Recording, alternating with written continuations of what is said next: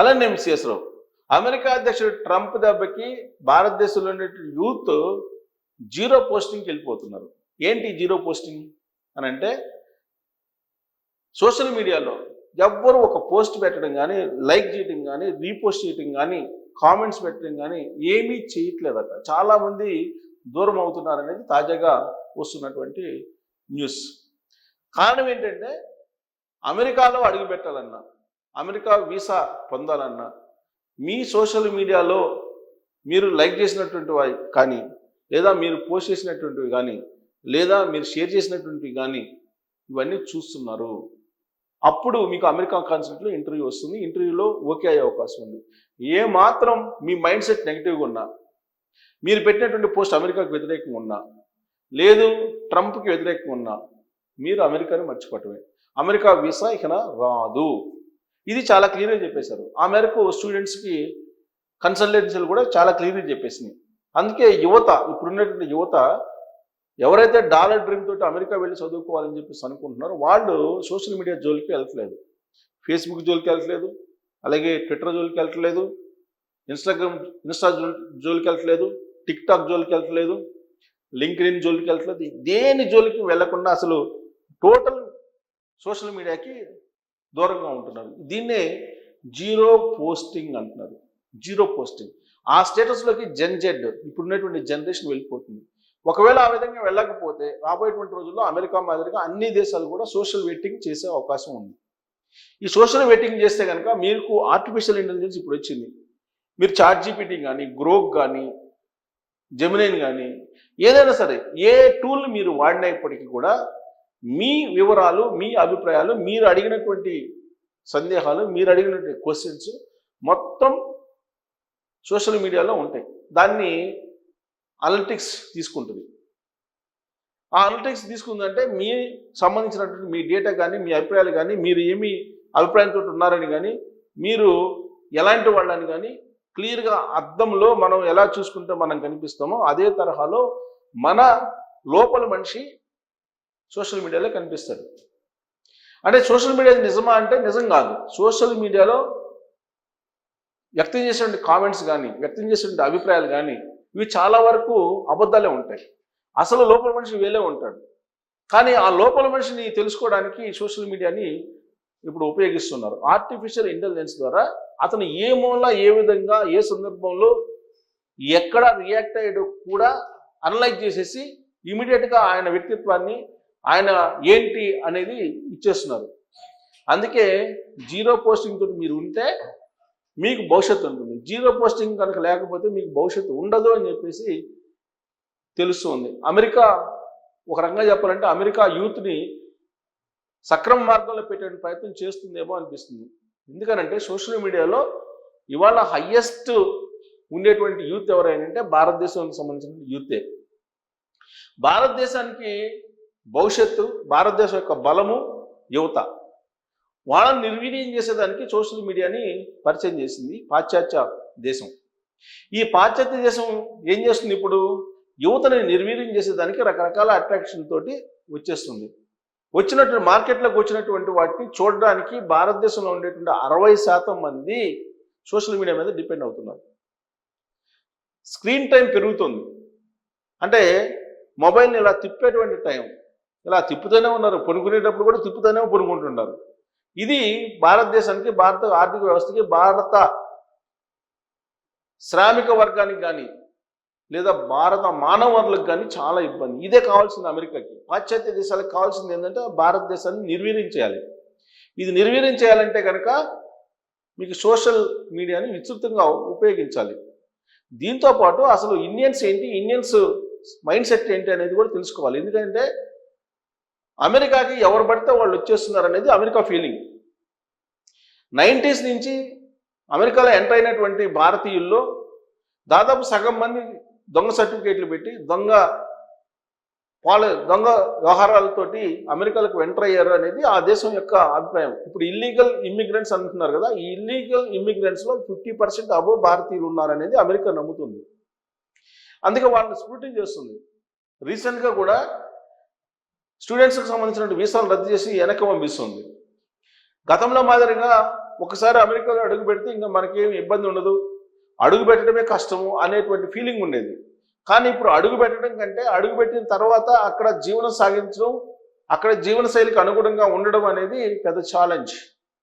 ఏమాత్రం అక్కడ నిబంధనలకు విరుద్ధంగా ఉన్నా కానీ మీరు తిరిగి మీ స్వదేశానికి వచ్చేలాగా అక్కడ ట్రంప్ అక్కడ ఉన్నటువంటి హోమ్లాండ్ సెక్యూరిటీ కానీ నేషనల్ సెక్యూరిటీస్ని కానీ అలర్ట్ చేసేస్తారు. దీంతో ఎక్కడ దొరకకుండా ఉండాలంటే మీరు సోషల్ మీడియాకి దూరంగా ఉండాలి. సోషల్ మీడియాకి దూరంగా ఉండేటువంటి యువతకే అక్కడ భవిష్యత్తు ఉంది. అలాంటప్పుడు అమెరికా మరి భారతదేశం యొక్క యువతని నిర్వీర్యం చేయాలనుకుంటున్నారు కదా, సోషల్ మీడియాని ఎంకరేజ్ చేయాలని చెప్పి మీరు అనుకోవచ్చు. దీనికంటే ముఖ్యం వాళ్ళ దేశం. ఫస్ట్ వాళ్ళ దేశాన్ని కాపాడుకోవాలి. ఇక్కడ ఉండేటువంటి యువత వాళ్ళ దేశంలో ఉండేటువంటి వాళ్ళు ఎక్కువ మంది ఉన్నారు. సో అక్కడ ఉండేటువంటి యువత నిర్వీర్యం కాకూడదు.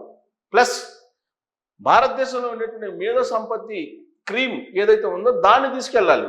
అంతే తప్ప క్రీమ్ కావాలనేటువంటి వాళ్ళు అవసరం లేదు. వాళ్ళకి మేధావులు కానటువంటి వాళ్ళు, రీసెర్చర్స్ రీసెర్చర్స్ చేయలేనటువంటి వాళ్ళు అక్కడ అవసరం లే, అమెరికాకు అవసరం లే. అంటే అందుకే ఫిల్టర్ చేస్తున్నారు, సోషల్ మీడియా ద్వారా ఫిల్టర్ చేస్తున్నారు. ఫిల్టర్ చేసి క్రీమ్ని ఎంపిక చేసుకుని ఆ క్రీమ్ని మాత్రమే అమెరికా తీసుకెళ్తున్నారు. మిగతా ఉంటుంది కదా, ఫిల్టర్ చేయగా మిగిలిన భాగం ఏదైతే ఉందో యువత, ఆ యువతని ఇక్కడే ఉంచేసి ఈ సోషల్ మీడియాకి బానిసలను చేసి వాళ్ళని నిర్వీర్యం చేసేటువంటి కార్యక్రమం అమెరికా చేస్తుంది అనేది ఇప్పుడు సోషల్ మీడియాలో వాళ్ళు చేస్తున్నటువంటి నిర్వాహకం, వాళ్ళు చేస్తున్నటువంటి వెట్టింగ్ అనేది తెలియజేస్తుంది. ఇదంతా కూడా ట్రంప్ చేస్తున్నటువంటి పెద్ద కార్యక్రమం. అందుకే సోషల్ మీడియాలో మీరు ఎంత తక్కువ ఉంటే అంత బెటర్. ప్రస్తుతం ఉన్నటువంటి జెడ్ ఈ జనరేషను పట్టుమని 10 నిమిషాలు పుస్తకం చదివేదానికి కూడా ఇష్టపడలేదు. గతంలో గంటలు గంటలు బుక్స్ చదివేవాళ్ళు. మనిషి బతకడానికి ఆహారం ఎంత ఇంపార్టెంటో, మనిషి మెదడు ఆలోచన శక్తిని పెంచడానికి కానీ యాక్టివేట్ చేయడానికి కానీ పుస్తక పఠనం అనేది అంత ఇంపార్టెంట్. ఇది సైకాలజిస్టులు చెప్పేటువంటి మాట, ఇది నిపుణులు చెప్పేటువంటి మాట. కానీ ఇప్పుడు ఉన్నటువంటి స్టూడెంట్స్ మీకు రీడింగ్ హ్యాబిట్ పోతుంది వాళ్ళకి. అలాంటప్పుడు ఆలోచన శక్తి తగ్గుతుంది. ఎవరైనా రీడింగ్ హ్యాబిట్ ఉండి దాని మీద రీసెర్చ్ చేసేటువంటి వాళ్ళు ఉంటే వాళ్ళని అమెరికా తీసుకెళ్ళిపోతుంది.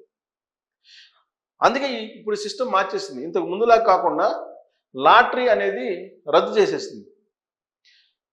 ఎవరైతే మెరిట్ ఉంటారో ఆ మెరిట్ వాళ్ళకి అక్కడ H1B వీసాలు ఇస్తున్నారు. మిగతా వాళ్ళని చదువుకుని ఇంటికి వెళ్ళిపోమంటుంది, అంటే భారతదేశంకి వెళ్ళిపోమంటుంది. దీంట్లో పెద్ద లాజిక్ ఉంది. ఎవరైతే సోషల్ మీడియాకి దూరంగా ఉంటారో వాళ్ళు ఎక్కువగా రీసెర్చర్స్గా ఉంటారు. అంటే బుక్స్ ఎక్కువ చదివేటువంటి వాళ్ళ నాలెడ్జే ఎక్కువగా ఉంటుంది. బుక్స్ చదవకుండా నాలెడ్జ్ పెరగదు. ఇది నిపుణులు చెప్పేటువంటి మాట. బుక్స్ చదివి నాలెడ్జ్ పెంచుకున్నటువంటి వాళ్ళని అమెరికా ఆదరిస్తుంది. మిగతా వాళ్ళని ఇక్కడ సోషల్ మీడియాకి మాన్సలు చేస్తుంది. అందుకే టిక్ టాక్ లాంటివి ఇక్కడ డంప్ చేస్తుంది. సోషల్ మీడియాకి అట్రాక్ట్ చేసేటువంటి కార్యక్రమం చేస్తుంది. అంటే ఒక దెబ్బకు 2 పిట్టలలాగా ఒకవైపు భారతదేశంలో ఉండేటువంటి యువ మేధావుల్ని అట్రాక్ట్ చేస్తుంది, ఇంకొక వైపు సోషల్ మీడియాకి బానిసలుగా ఈ కొంతమందిని మేధావులు కానేటువంటి వాళ్ళని మార్చేస్తుంది. అంటే ఇలా 2 రకాలుగా దెబ్బతీస్తుంది భారతదేశాన్ని అమెరికా. అందుకే సోషల్ వెట్టింగ్ అనేది పెట్టి సోషల్ మీడియా అకౌంట్స్ని ఓపెన్ చేసి పెడితేనే మీకు అమెరికా వీసా ఇంటర్వ్యూకి ఎలిజిబిలిటీ అని పెట్టింది. అంటే మీరేంటో, మీరు ఏ విధంగా పోస్టులు పెడుతున్నారో ఇవన్నీ కలిపి అనలైజ్ చేసి ఇస్తుంది ఆర్టిఫిషియల్ ఇంటెలిజెన్స్. దాంతో మిగతా పిప్పినంతా భారతదేశంలో వదిలిపెట్టి మంచి మేధావుల్ని అమెరికాకి తీసుకెళ్లేటువంటి కార్యక్రమం చేస్తుంది. అందుకే చాలామంది ఈ జీరో పోస్టింగ్ వైపు వెళ్ళాలి. పోస్టింగ్లు ఏవి పెట్టకపోతేనే మీకు అమెరికా ఛాన్స్ వస్తుంది. మీరు ఒకవేళ మేధావి అయినప్పటికీ, మీరు ఒకవేళ బాగా రీసెర్చర్ అయినప్పటికీ, మీరు కనుక ఏ హమాస్నో ఏ పాలస్తీనియన్లో మీరు కనుక సపోర్ట్ చేస్తే మీరు అమెరికాలో అడుగుపెట్టలేరు. అలాగే ఉక్రెయిన్ని వ్యతిరేకిస్తూ రష్యాని సపోర్ట్ చేసినా మీరు వెళ్ళలేరు. ఇలాంటివి చాలా ఉన్నాయి. అంటే మీరు ఫేస్బుక్ అనగానే లేదా సోషల్ మీడియా అనగానే మీరు ఏదైతే అనుకుంటున్నారో ఆ భావాన్ని వ్యక్తం చేసేటువంటిది సోషల్ మీడియా. అలా వ్యక్తం చేస్తే మీకున్నటువంటి అవకాశాలు పోతాయి. అందుకే జీరో పోస్టింగ్ వైపు మళ్ళడానికి యువత ఇప్పుడు ప్రజెంట్ మొగ్గు చూపుతుంది. ఇప్పుడు ఒకవేళ మీరు జీరో పోస్టింగ్ వైపు మొగ్గు చూపినా మీ ప్రీవియస్ చేసినటువంటి పోస్టింగ్స్ ఏదైతే ఉంటాయో అవన్నీ క్యాలిక్యులేట్ అవుతాయి. అంతేకాదు మీ అకౌంట్ని బేస్ చేసుకొని మీ ఫ్రెండ్ లిస్టు, మీ పేరెంట్స్ ఎవరు, తర్వాత మీ గర్ల్ ఫ్రెండ్ ఎవరు, మీతో ఉన్న సంబంధాలు ఏంటి, ఈ మొత్తం తీసుకుంటుంది డేటా. తీసుకొని మీ పేరెంట్స్ ఇప్పుడు పొలిటికల్గా అనేక మంది వ్యక్తిత్వ హనం ఇవన్నీ చేస్తూ ఉంటారు. వాళ్ళు కనుక వల్గర్ లాంగ్వేజ్ ఉపయోగించేటువంటి వాళ్ళు కానీ, లేదా వాళ్ళు అన్డిసిప్లైన్ కానీ ఉంటే కనుక ఫ్యామిలీలో ఎవరున్నా, ఫ్రెండ్స్లో ఎవరున్నా, మీ ఎఫ్బీలో ఫ్రెండ్స్ ఎవరున్నా కానీ అలాంటి వాళ్ళు, వాళ్ళ ఎఫెక్ట్ కూడా మీ మీద పడే అవకాశం ఉంది. అందుకే ఇప్పుడున్నటువంటి యువత జీరో పోస్టింగ్ కాన్సెప్ట్ తోటి వెళ్తూ ఉంది. మరి ఈ జీరో పోస్టింగ్ కాన్సెప్ట్ వాళ్ళ కన్నటువంటి కళల్ని నిజం చేస్తుందా అనే దాని మీద మీరు కామెంట్ చేయొచ్చు. Thank you.